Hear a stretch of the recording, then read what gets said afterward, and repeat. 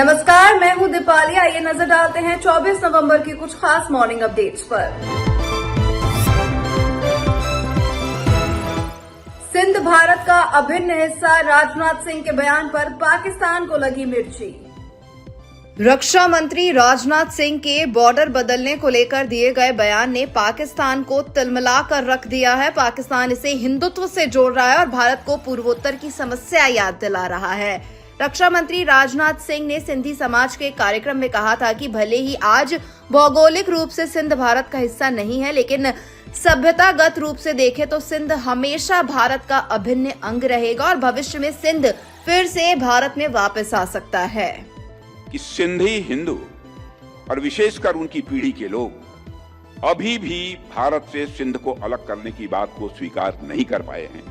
न केवल सिंध में बल्कि पूरे भारत में हिंदू सिंधु नदी को पवित्र मानते थे।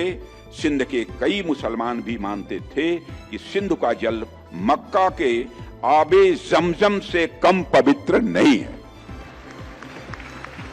यह मैं उनका कोट बतला रहा हूं, यह अडवाणी जी का कोट।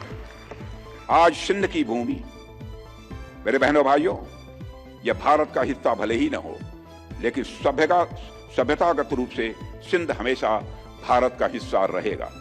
और जहां तक जमीन की बात है तो बॉर्डर्स तो बदल सकते हैं, क्या पता कल को सिंध भारत में फिर से वापस आ जाए। दिल्ली में जहरीली हवा AQI 400 के पार। राजधानी दिल्ली में वायु प्रदूषण की स्थिति बेहद चिंताजनक बनी हुई है। केंद्रीय प्रदूषण नियंत्रण बोर्ड के अनुसार गाजीपुर इलाके में वायु गुणवत्ता सूचकांक 441 दर्ज किया गया, जो गंभीर श्रेणी में आता है। इस गंभीर स्तर के वायु प्रदूषण के कारण गाजीपुर सहित दिल्ली के कई हिस्सों में स्मॉग की मोटी चादर छाई हुई है। अयोध्या में सुरक्षा व्यवस्था चाक चौबंद, कल आएंगे पीएम मोदी। रामनगरी अयोध्या में कल 25 नवंबर को श्री राम जन्मभूमि मंदिर में आयोजित हो रहे ध्वजारोहण समारोह से पहले सुरक्षा व्यवस्था कड़ी कर दी गई है। इस बीच एक श्रद्धालु ने कहा, मैं कर्नाटक से आया हूं, हम दर्शन के लिए जा रहे हैं। ये सब इसीलिए हो रहा है क्योंकि नरेंद्र मोदी हमारे देश के प्रधानमंत्री बने हैं, नहीं तो ये सब कुछ नहीं होता। वे महान हैं और हमें उन पर गर्व है। कर्नाटक से आया है, अभी हम दर्शन के लिए जा रहे हैं। हम बहुत सुना है इसका बारे में, राम मंदिर का बारे में, अभी जाके देखना है। हाँ, नहीं, हमारा देश में मोदी प्रधानमंत्री हुए इसलिए ये सभी हो रहा है, नहीं तो ये सब नहीं होता था।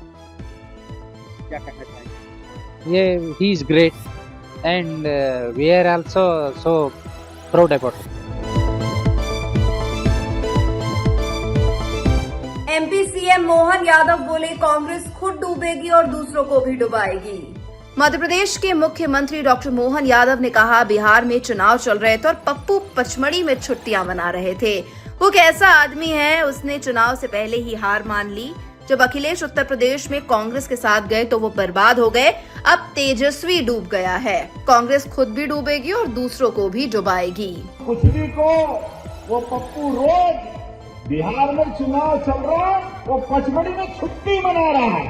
क्या आदमी है, चुनाव के पहले ही हार मान ली और पता नहीं किस मिट्टी का बना है। हमने तो मुहावरा ही सुना था कि कोई के ऐसे पांव पड़ते कि किसी का भी भट्टा बिठा देता है। तो अच्छे खासे व्यक्ति की बारह किसी के साथ जुड़ने से बच जाती है। अखिलेश के साथ जुड़े तो यूपी में बट्टा ढार होगा अखिलेश, कांग्रेस वालों के साथ जाने से। अभी उसके पहले महाराष्ट्र में जुटे तो महाराष्ट्र वालों के बैंड बजा दिए। जिनके साथ पप्पू कांग्रेस लेके जाए वो साथ वाला पहले डूब के मर जाए। अभी नया तेजस्वी डूबा है, जरा गिनती तो करो उसकी क्या हालत हुई। ये कांग्रेस खुद भी डूबेगी, दूसरे को भी डुबाती। इंडिया गेट पर पॉल्यूशन को लेकर प्रदर्शनकारियों ने लगाए जोरदार नारे। दिल्ली में एक बार फिर वायु प्रदूषण को लेकर लोगों ने जोरदार प्रदर्शन किया। दिल्ली के ऐतिहासिक इंडिया गेट पर इकट्ठा होकर लोगों ने जोरदार प्रदर्शन किया। इस प्रदर्शन के दौरान पुलिस और प्रदर्शनकारियों के बीच नोक-झोंक देखने को मिली। वहीं प्रदर्शनकारियों ने केंद्र और दिल्ली सरकार के खिलाफ नारे भी लगाए। मॉर्निंग अपडेट में फिलहाल इतना ही। मुझे दीजिए इजाजत। नमस्कार।